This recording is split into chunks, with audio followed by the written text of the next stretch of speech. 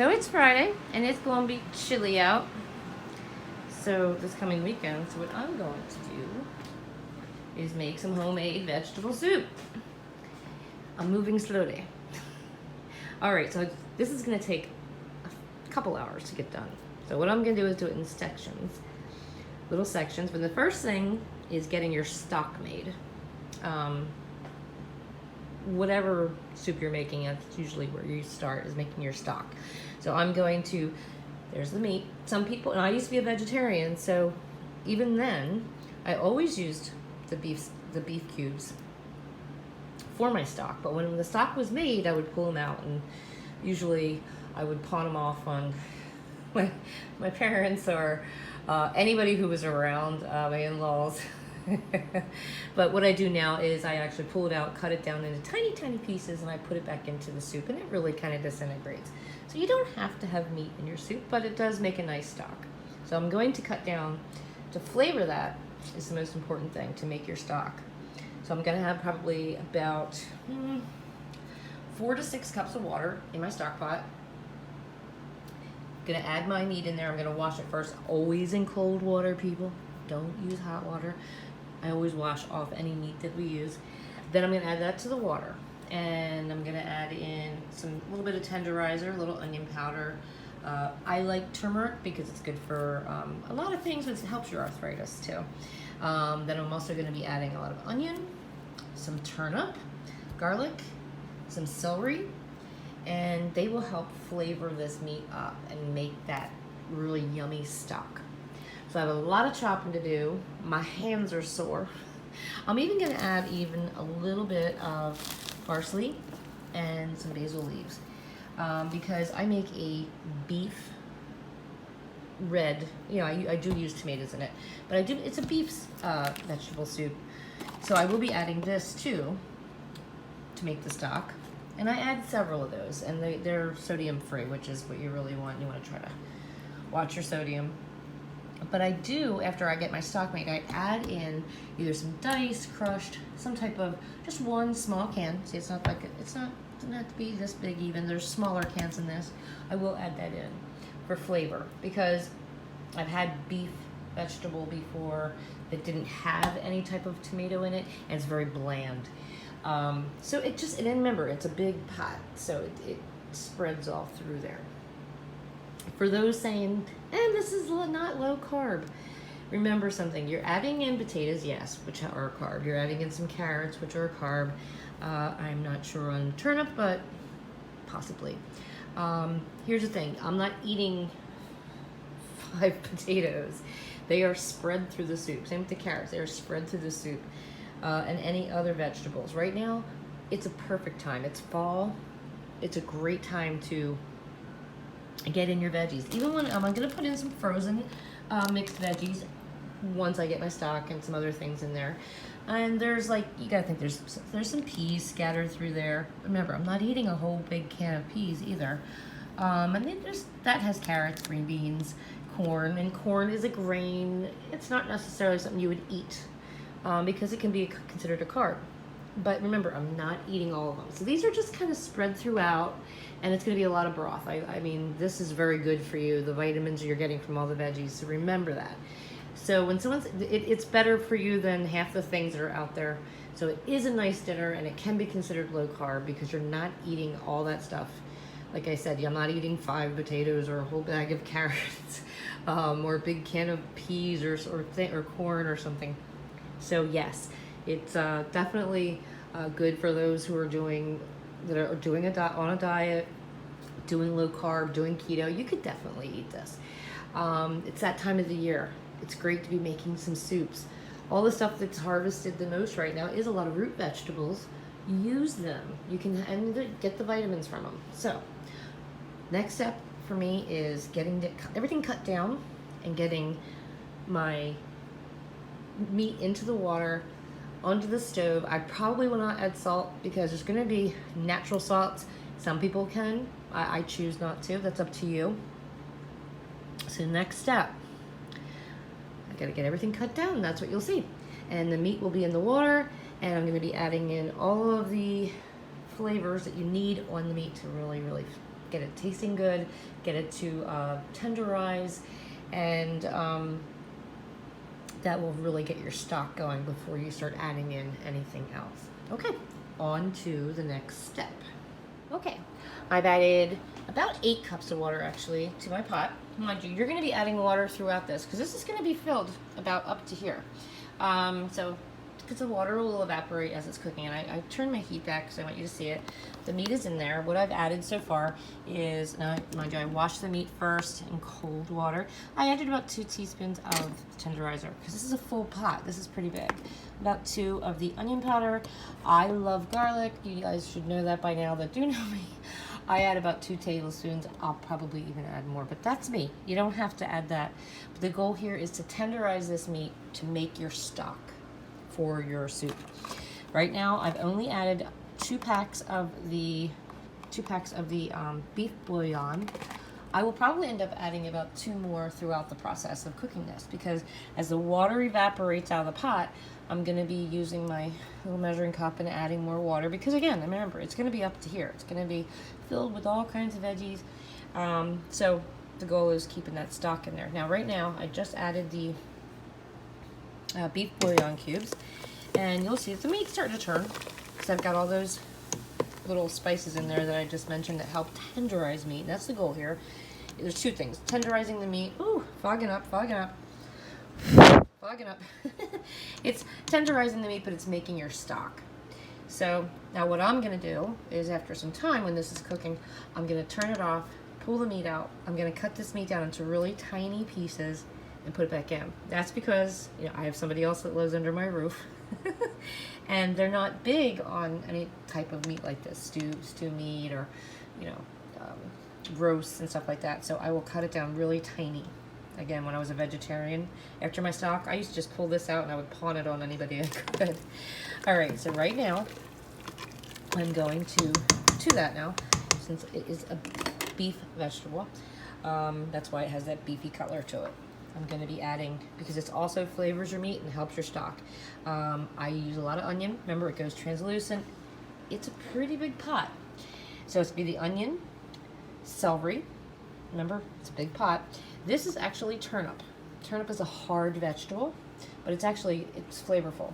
And it goes translucent as it cooks. So I only use 1 turnip. And I put it in now because it is such a hard vegetable, but it helps with flavoring as well. So all of this is going into the pot right now to help make the stock. And then I'm just going to let that cook for a little while. And I'll probably be adding more water to it as well, and maybe some more of another beef bouillon. Again, I'll probably add 2, maybe 3 more of those through the process. So this pot is actually filled. Actually, when I fell with my little cucumber incident, my little accident tripping over the hose, I broke off nails. It was crazy. But anyway, so now I'm going to add all this into the pot, and that's going to sit for quite a while because I really want to make this stock good, and I want all these to go translucent so they flavor that meat up. So on to the next step, getting these into the pot to make the stock and flavor up that meat. And turnip and celery into the stock. This will really cook down nice, and all of it will go translucent. Right now it's just really getting it in there, and again, there's 2 goals here. It's just making your stock and flavoring that meat so it gets tender. There's nothing worse than I don't know if you've ever had somebody make something and you bite into the meat and it's just like trying to chew shoe leather. But if you want, this is a good time. Like, I cut up some fresh parsley, and this is just me. This is optional. So that's strictly up to you. I'm gonna also add oregano and basil, but that'll be later on. The only reason I want to add it now is because when you've cut fresh herbs down, the oils inside come out. That's what you want, is those. If you don't cut them down, you're not getting that as well. I want this to really get in there and start flavoring it up. So I'm gonna add that in there. That's just me. It's strictly up to you. If you want to add it, you don't have to. It's up to you. But the goal is flavoring up your stock and tenderizing that meat. I used to hand tenderize, actually. Let me see if I can find a piece without anything else on it. Come on. All right, well, there's going to be stuff on it. I have a hand tenderizer. I used to actually hand tenderize these with the little prong thing that had little prongs on the end of it, and you stab the meat with it, and it does work. You just gotta watch your fingers. But there's other ways to tenderize meat, and this would be one of them. Is just between the spices I've added, and then of course the onion, celery, and the turnip, and the parsley is more in there for flavor for the stock. All right, so I'm gonna put the lid on this, and I have it a little over medium heat because I do want it to boil, but I'm gonna just kind of let it sit for a while, and I'll probably be adding more water to it. And it's smelling pretty good. So on to the next step. Right now, that's to sit. Cutting down some carrots, and I'm gonna get my potatoes ready and some other things, but right now this is gonna sit for a while. So on to the next step, and I guess I'm gonna clean up first. Well, my meat, let's see, I started this around 12:30. It is 1:20, around 1:20. So again, this can take a couple hours to do. But I've got my potatoes cut down. I use red potatoes. That's just personal preference due to the nutrients that are in them, the flavor. They're more of a creamy type potato. I really like them. I will say, when you cook these in any type of stew, soup, the skin will tend to come off in your, but it's, remember, the nutrients, if you're eating any type of potato, the nutrients are in that skin, so you know, those are definite. You might think they're kind of small. Everybody's preference. If you like bigger pieces of potato, this is the size I usually have because I cut them in half, and with each half, then I just do like quartering. See, I quarter it down. But you might prefer something like this or bigger. That's up to you. It's just really preference. It depends who's under your house, you know, your roof. Same with carrots. Now you'll be like, why are there two types of carrots here? I'll tell you why. Because somebody under my roof likes these baby carrots. Mind you, baby carrots don't grow this way. This is a processing. They use regular carrots and they roll them down into these little shapes. But somebody in the house likes them, that's fine. So what I do is, for me, I take a couple organic carrots, and I like them kind of in a julienne type state. I always like them like that. But you can always make the typical, you know, nickel size, button size, whatever you want to call them. And so there's a little bit for me, a little bit for him. It's really up to you on how you cut them down. Some people like bigger chunks of carrot. That's fine. You know, it depends on your household. I'm not sure where I'm going to put the green peppers in there. Not sure yet. But what I'm going to do now, since it's about time, I'm going to turn my heat back on my stock, and I'm going to pull out the meat. And on this cutting board, I'm actually going to take the meat and I'm going to cut it down to really tiny pieces. Again, depends on your household, but that's the way I make it here. I have to cut it into small pieces and put it back into the pot. Once it goes back into the pot, I'll be adding in my diced tomatoes or stewed tomatoes, whatever you choose to use, and I'll be adding in some oregano and some basil as well. I'm going to get these in. The potatoes not quite yet, but I will get the carrots in because they're a harder vegetable. Okay, so on to the next step, which is getting the meat out of the pot and cutting it down. Getting ready to get the meat out of the pot. Now, I did add some turmeric. Now, turmeric, for those that don't cook with it, I cook with it all the time. I put it in everything almost I cook. When you use turmeric, it'll turn things kind of a yellow color. But turmeric has a lot of benefits that are really good for you. Especially now, you need to keep up your immune systems, but this is just something I really enjoy, but it's also good for your arthritis problems. So I add it. So you might think, oh my gosh, why is everything a little tinged yellow? Don't worry about it. As I add more water to this, it'll eventually just kind of like go through the whole pot of soup. It'll be fine. And since I started, I did add another cup of water. Because remember, evaporation happens and you got to keep up on it. So what I'm going to do is, I'm pulling out just the meat, and I'm going to show you what I did before I do this. Now, this is not something I suggest if you're not used to cooking, because you get burnt. But I have a paper towel folded up underneath the lid of my pot, and I have a colander here. And basically, the lid is going to act more as to catch any fluid. You understand? As I put the meat in here, because then this meat is going right over to the cutting board, because I'm going to cut it down into really tiny pieces, because cut and dry, somebody under my house does not like big pieces of meat.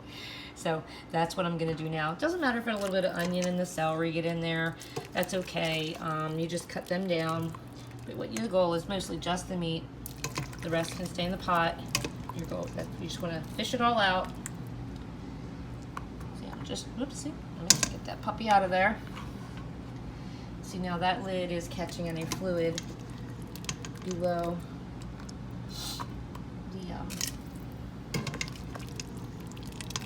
the colander. So yeah, I don't suggest to do that. I would say do this over the sink or something. If you need to cut down the meat, I have to do this. Then what I do, once I cut it down, I put it right back into the pot, and it's fine. But it depends on what your household likes. If they like whole pieces of meat, it's really personal and preferences. Come on, get off there. Yeah, again, don't worry if there's onion and celery in there. It's okay, because you're going to be cutting that down along with it. It's just going to go right back into the pot. Remember, I'm still at stock stage. This is not the soup. All right, so let me finish this up and on to the next. I pulled the meat out of my pan, and I've cut it down into small pieces. When I say small, see, it went from kind of like this size down to this size. And that's because I have somebody else under my roof. They do not like red meat. And unfortunately, I want to have it in there for the nutrient part, but when I cut it this small, what it does, it'll actually kind of cook down to a point. Stew meat is funny. If I'm gonna actually have something this size, I will pay for a good quality cut of meat. If I'm making a roast, I'm not gonna buy it from a grocery store. I'm gonna go to the butcher and get real meat. Store meat is if you're gonna make it, you shouldn't be having it that often, but if you're gonna make a good roast, you buy a good piece of meat. Same with stew meat. Stew meat, that's why even cutting it down this small, it just tastes better. Now, don't be alarmed with the yellowness you see. That is because I did add turmeric. What does turmeric do? It's very good for you, but it makes things have like a little yellow hinge to hue to them, if you want to say. But this is a great time if you do pull your meat out and cut it down. Whether you cut it down as small as I do, or maybe just, not quite as small. This is a good time to maybe add a little bit more tenderizer to your meat.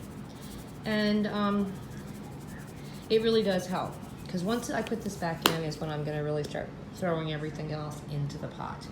I'm going to cut these down here, but I just wanted to show you how small I actually cut it. And especially if you have children, it depends on your household. You don't got to cut it as small as I have here. My hands are clean. I'm just moving around that tenderizer. And this is going to go right back into the pot along with, I already have the can ready to go. My tomatoes and some oregano and basil, and probably my carrots, get them in there because they are hard. These are going to be probably not shortly after. Won't be too long after. What time is it now? It is 1:45. Okay, time for the meat back into the pot. So it's all cut down and ready to go. And then I'm gonna put in tomatoes, oregano, and a little basil. I still got mixed veggies. I still got cabbage, the carrots, the potatoes. I'm getting there. Remember, it's worth it. When you cook at home, when you cook homemade, it's always worth it. Don't forget that. All right, next step. What I've got in here now is that I've added in, let's see. I'm trying to get a decent scoop here so you can see it. I got that meat that I cut up really tiny. I got all the carrots in there. I've got, let's see, what else did I add in there? The tomatoes. I added oregano and basil, and I just added another one of the beef bouillons. I will add one more. I usually have 4 to 5 in here. That's me, that's just preference. It's really up to you. Remember, you want flavor, because I've frankly had soup that was so bland, it was really hard to even swallow. So you just definitely want to have flavor. If you're doing beef vegetable, you definitely want to add some beef bouillon. It's like making chicken soup. You want to have some chicken stock in there or chicken bouillon. So right now, since I have a lot of stuff in here, the only thing I really need to add now is the potatoes and cabbage. The cabbage I need to shred, basically. I usually like bigger pieces, but again, when you have people under your roof, depending on what they eat and how they eat it, cabbage will go translucent. So the smaller I cut it, the faster it actually the faster it gets translucent into the soup. So I'm gonna add the potatoes in here and I'm gonna shred up my cabbage. Okay, on to the next step. See, the pot's getting fuller, it's getting fuller. I did add another 1.5 cups of water. So I'm gonna let this sit.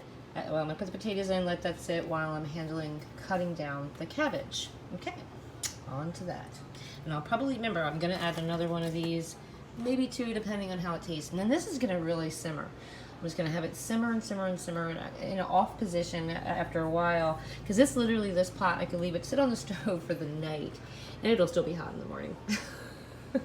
Which I'm not gonna do. I usually take the lid off and I put it on like some type of trivet. Sometimes if it's cool enough outside, I let it cool outside. As long as it's in view, nothing can bother it. So, on to the next step. Getting the potatoes in there and shredding down and cutting down my cabbage to add to the soup. Alright, this is exactly what I want, is a nice rolling oil. You know, it's just kind of rolling around in there. I'm gonna let this go for a little bit. Not too long. I mean, literally, I'm gonna do like 10-15 minutes letting it go like this, but I'm going to then turn the heat down to more of a between low and medium, shall we say, more closer to low, because I want this to simmer. I want it to simmer, simmer, simmer for hours and hours. And remember, when you add water, add some seasoning to it, because as this evaporates, all that steam, that's water, you're gonna need to add more water. As you add water, please add flavoring, because you're gonna be like, it tasted good at first, now it tastes weird, because you can add seasoning to it. As you add water, always add some extra, like I said, oregano, onion powder. Again, you might like salt, that's okay. I'm not a salt person. That's something at the end, or I keep on the table. But, so if you add water, add some more seasoning, because it's evaporating. It's just normal. So I've got to turn this back. And now I'm just going to let this simmer for quite a while, at least a good hour. And then I'm just going to let it sit. I'm not going to go, don't ever put anything like this in your refrigerator when it's this hot. You will curdle your milks. Your eggs will get screwed up. Literally, like, this pot will probably still be this hot in the morning. Sometimes I let it cool on my stove. But because I still have the heat on, and it is 2:24, my back is really hurting. This is my hip. That little cucumber incident that I had, and the hose, tripping over the hose, and all those cucumbers went flying. Yeah, this has to get a good, it's been boiling for a little while. So now I just want it to simmer. I want it to simmer for hours. And what it'll do, it blends together nicely. But if you add water, add seasoning. So I'm gonna tip the lid a little bit. Just a tiny bit, because you don't want it to boil over. And you can keep an eye on it. And that's it. Okay, on to the next step, which is gonna be me making sure my kitchen's cleaned up. And then I'm going to turn this back even further, and I'm going to go take a seat. My kitchen is clean, sink's clean, counter's cleaned. I'm not going to cut down the baguette. When I do cut that down, that'll be tomorrow when I'm serving it. You don't, whatever it is you want to serve with it. Again, you might be like, hey, you shouldn't be eating that, that's a carb. What I'm going to do is I'm going to cut this with probably the serrade knife. These are my new knives. I'm still intimidated by these puppies. These are chef's knives. These are the most expensive knives I've ever bought in my entire life. But you guys know I love to cook, so I'm intimidated by these darn things. However, I'm probably going to use this one, the serrade edge. If you can see it. But I'm going to cut it on a nice angle. Similar to what bruschetta looks like. You know, when you order bruschetta, it's on little tiny pieces of bread with the tomatoes on top of it. And so it's really not going to be a lot of bread. I'm just going to cut, like, not the whole thing, just little pieces of it, and put it on a plate in between on the table, just to have with the soup when I serve it. So I will not be cutting that today. I will say the one thing when you get any type of baguette is they never put them in good bags. You know, they tend to get hard pretty quickly. Any type of bread, Italian bread, baguette, whatever. This is a French baguette, I think. Yeah, it is. So, yeah, just make sure you wrap it up good. And that's it. I'm gonna go take a seat. The soup is literally simmering now, and it is 2:30, and I started at, was it 12:20, 12:30, something like that? Yep, that's it. So in just a little short time, I have enough soup for probably, oh my god, 3-4 days. But what I'll do is I'll give some to friends, usually neighbors, or we have some older neighbors that I give some to, any family that might want some, because that's a big pot for 2 people. But it's very good for you, and with how the weather's gonna look this coming weekend, it's actually good for stews and soups and roasts and stuff like that. So maybe consider making something, or maybe you're into pasta. Maybe you want a big thing of like meatballs and pasta and sauce, or just something, you know, or maybe a nice homemade lasagna. It's gonna be one of those weekends. It's gonna be chilly. So you need that comfort food, and that's why I thought soup it is. All right, so there you have it. That's my vegetable soup, and hopefully it took me over 2 hours. It's not too long for this video.